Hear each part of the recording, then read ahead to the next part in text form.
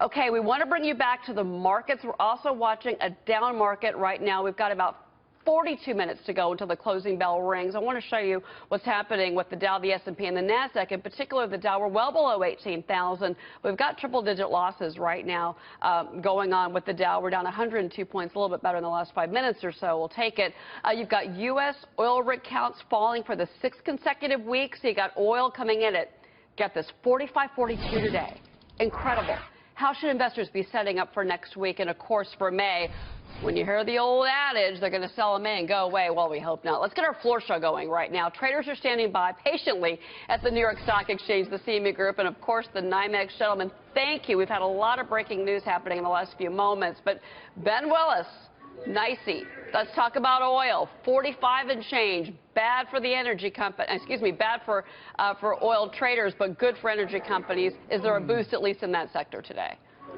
Well, oil has been one of those great indicators that the heavy action in any kind of trading is happening in the commodities markets. There's very little participation in the equity markets. That's being driven by the central banks of the world that are leaving investors around the world to sit on their hands and wait. There's plenty of cash on the sidelines to continue the bull run.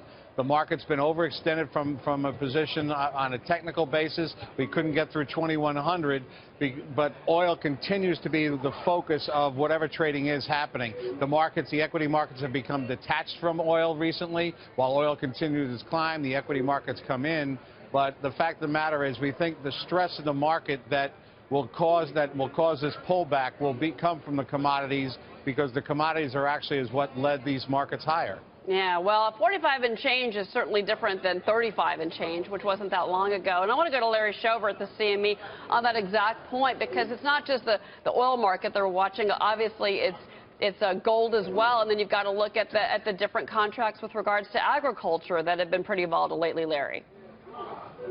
Yeah, exactly. I mean, gold made a tremendous move, catching everybody off guard. Everybody's looking for a reason. Intuitively, it's the dollar. It's also uncertainty with the Bank of Japan not moving. That was very surprising to the market.